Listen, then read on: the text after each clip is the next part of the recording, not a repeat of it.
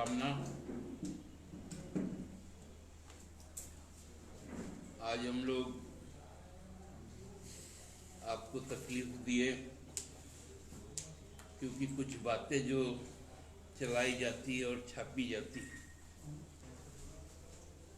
उन बातों का भी कुछ स्पष्टीकरण आना चाहिए। कल भारतीय जनता पार्टी के नेता पूर्व मुख्यमंत्री बाबूलाल मरांडी जी ने आप सबके समक्ष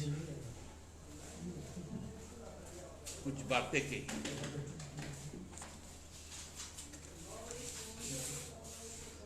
वो बातों में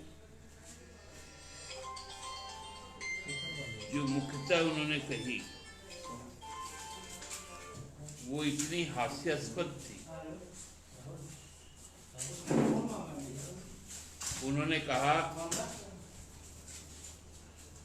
कि 19 माह में झारखंड के लोग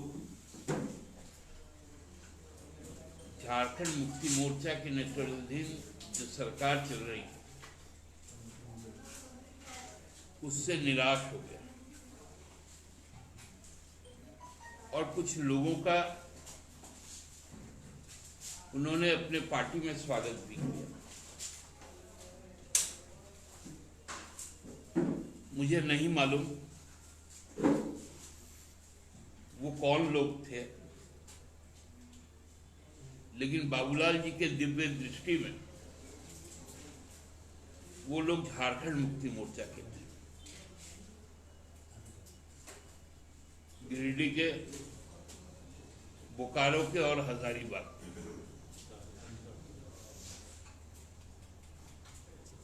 हमें तो इस बात से हंसी आती है कि जब ये बातें आज छपी अखबार में और कल कुछ चैनलों में भी दिखाई गई, ना हम लोगों ने अपने किसी कार्यकर्ता को पहचान पाया और आज हमारे तीनों जिला अध्यक्ष, जिला कमेटी गिरिडीह की, हजारीबाग और बोकारो, तीनों ने लिखकर दिया, तीनों कमेटियां ने लिखकर दी कि हमारे कोई भी लोग झारखंड मुक्ति मोर्चा से संबंधित नहीं थे। अब तो अजीब स्थिति है कि अब भाजपा में ही बाबूलाल जी प्रहसन के पात्र बन गए। उल जुलूल जो भी राजनीतिक अराजनीतिक हरकतें उनसे अब चाह रही है भारतीय जनता पार्टी, वो करवा ले रही है और वो भी करते जा रहे हैं बिना सोचे बिना समझे।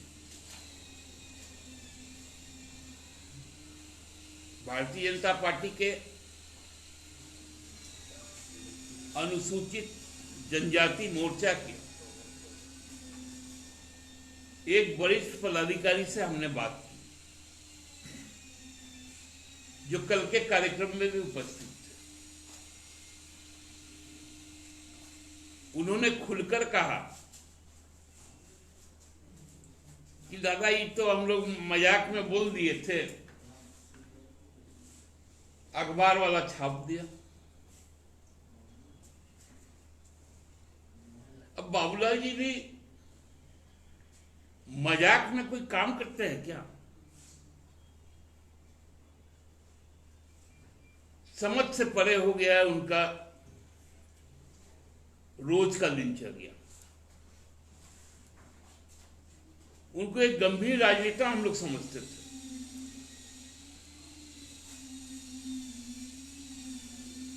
लेकिन इतना अपरिपक्व काम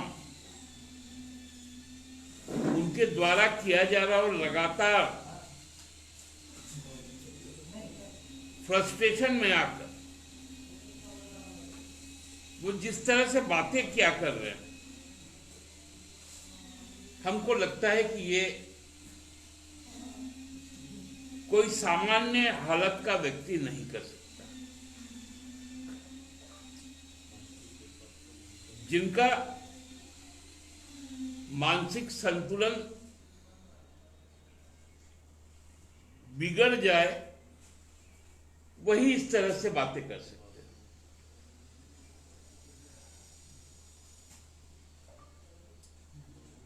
मैं पूरी जिम्मेवारी के साथ कह सकता हूं कि हमारे कार्यकर्ता भारतीय जनता पार्टी के किसी भी भ्रम में आने वाले नहीं, और हमारे कार्यकर्ता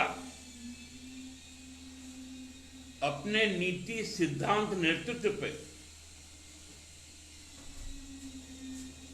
इतना प्रतिबद्ध है कि कोई उनको गुमराह भी नहीं कर सकता। इसलिए भाजपा के इस तरह के प्रयास का हम निंदा करते हैं। उनके द्वारा फैलाई जा रही जो भ्रांतियां हैं उसका हम खंडन भी करते हैं। हम लोगों ने देखा पिछले लगभग 10 माहों में किसान आंदोलन पूरे देश के स्तर पर जिस प्रकार चल रहा है और भाजपा के प्रशासनिक पदाधिकारी उनके सरकार के हरियाणा के वो अपना सीधा पुलिस फोर्स को कह रहा है कि डंडा से सर फोड़ दो। लगातार मध्य प्रदेश में एक विशेष धर्म समुदाय पर भोपाल से लेकर उज्जैन तक, इंदौर से लेकर जबलपुर तक रोजाना मॉब लिंचिंग हो रही है।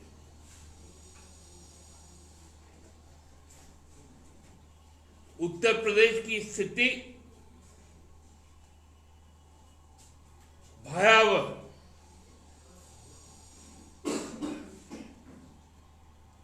ऐसे परिस्थिति में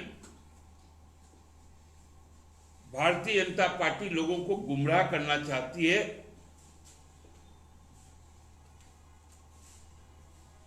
क्योंकि लोग अब जब सवाल पूछते हैं तो उनको डराने धमकाने के लिए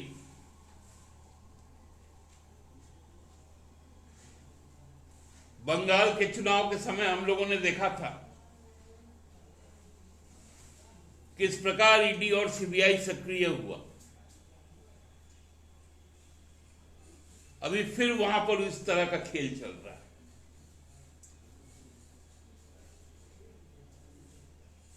अपने सभी राजनीतिक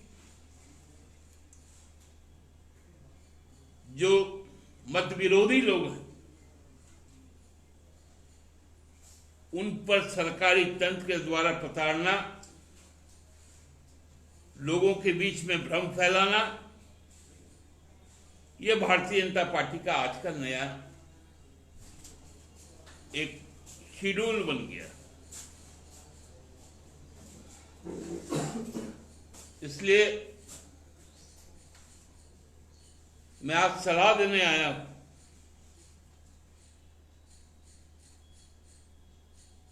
कि आप लोगों के बीच में भ्रम मत फैलाएं। आप अपने मुद्दों को लेकर लोगों के बीच में जाएं, अपनी बात को कहें, न कि किसी भी मतादर्श की भटकाने की प्रयास करे। आज इतना ही कहना था। कोई यदि सवाल है तो वो आमंत्रित। दादा, बाबूलाल जी का जो मानसिक संतुलन बिगड़ गया है, आप लोग इलाज करवाइए तो सरकार है। मैंने तो बार बार कहा है कि भारतीय जनता पार्टी जब भी अनुरोध करेगी बाबूलाल जी के बेहतर स्वास्थ्य, और वो शारीरिक स्वास्थ्य हो चाहे मानसिक स्वास्थ्य, उसके लिए राज्य सरकार नहीं, झारखंड मुक्ति मोर्चा पार्टी का संगठन उनको देश का सर्वोत्तम इलाज की व्यवस्था हम लोग सुनिश्चित करेंगे। मॉब लिंचिंग का जो मसला है, जब आप लोग विपक्ष में थे, बहुत लोगों से जो है इनसे जुड़े हुए मुद्दों पे आप लोग हमेशा मुकर रह रहे थे। अभी जो है कई ऐसे मुद्दे हैं मॉब लिंचिंग से जुड़ा हुआ जिसको न्याय नहीं मिल पाया, मुख्यमंत्री से लोग मिलने भी जा रहे हैं। ये जो मानसून सत्र आ रहा है उसमें क्या सरकार कोई कानून लेकर के आएगी, इस तरीके का पार्टी दबाव बनाएगी सरकार पे? देखिए, मॉब लिंचिंग को लेकर हम लोग शुरू से ही बहुत चिंतित भी रहे हैं और इस पर हम लोगों ने काम भी किया, इसके रोकथाम के लिए। मुझे लगता है कि सरकार इस दिशा में सोच रही है और इस पर कोई ठोस निर्णय भी सरकार उठाने जा रही है। चुनाव से पहले कानून बनाने की भी बात कही जा रही थी, जबकि कांग्रेस की तरफ से भी ऐसी बातें कही गई थी कि मॉब लिंचिंग पर हमारी जो सरकार बनेगी वो सख्त कानून लेकर आएगी। नहीं, निश्चित तौर पे हम लोग, देखिए हमारे राज्य में तो जब रघुवर सरकारें थी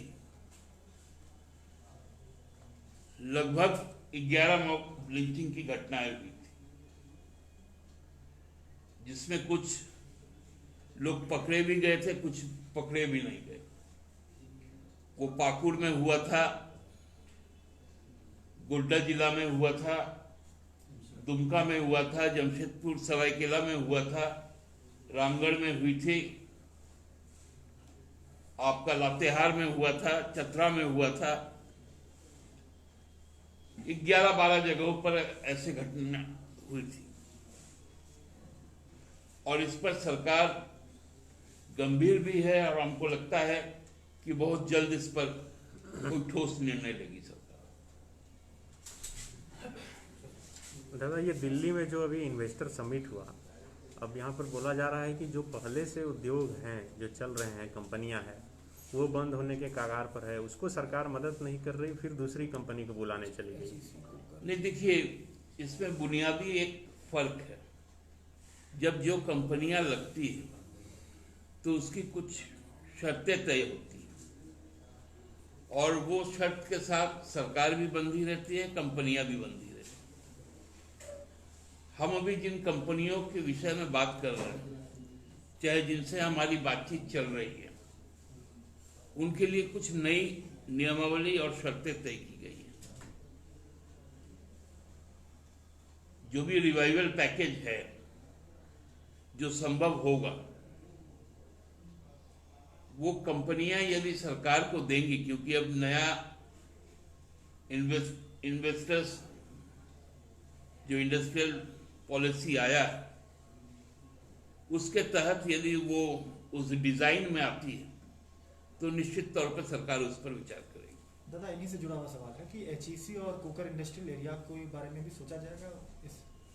देखिए, एचईसी चूंकि हम लोगों की संस्थान नहीं है और हम लोगों का उसमें बहुत ज्यादा दखल है नहीं, केवल विस्थापन छोड़कर। अब जब पूरी भारत सरकार ही देश की बोली लगा चुकी है तो उसमें एचईसी जैसा संस्थान का क्या स्थिति होगा उसका भगवान ही मालिक है। न भारत सरकार को अब कोई गर्ज है, क्योंकि सरकार को जमीन लूटने से मतलब था। जमीन लूट लिए, जमीन का व्यावसायिक उपयोग कर रहे हैं, न तो मुआवजा अभी तक लोगों को मिला, ना नौकरी मिली और कंपनी भी अब बंद होने के कगार पर है। फिर भी राज्य सरकार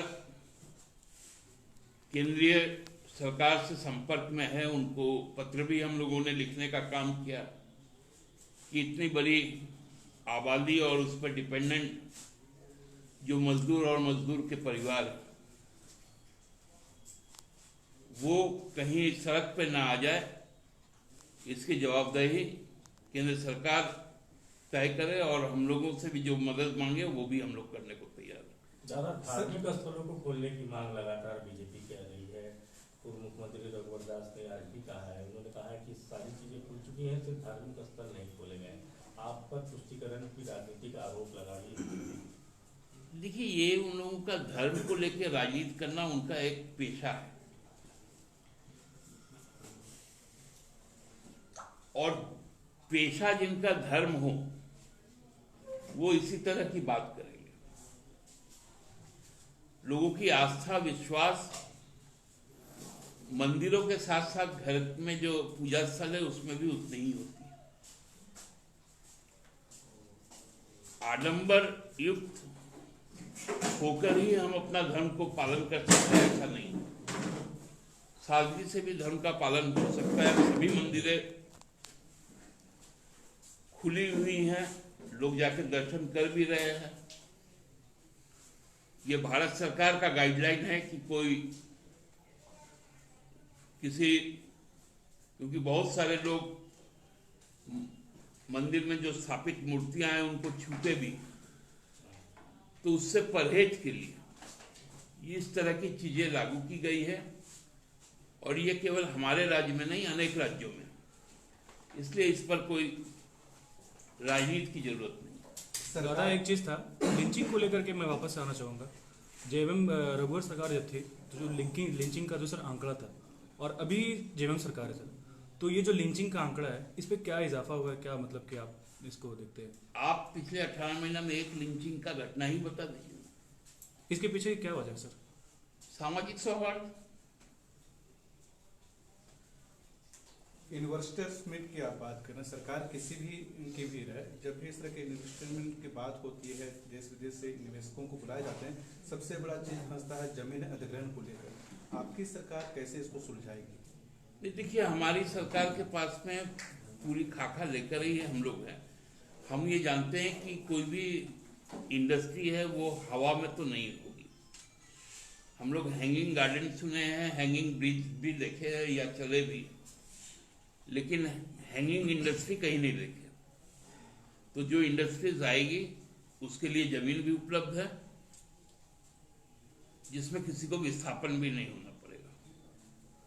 अच्छा दादा, एक मामला अभी पिछले दिनों बहुत हाईलाइट में था, सरकार गिराने की साजिश का मामला अचानक से ठंडा हो गया। तो क्या लगता है कि बीजेपी जो आरोप लगा रही थी वह सही है कि सिर्फ कांग्रेस के उन नेताओं को ठंडा करने के लिए आप लोग ऐसा कर रहे थे जो अधिक बोल रहे थे?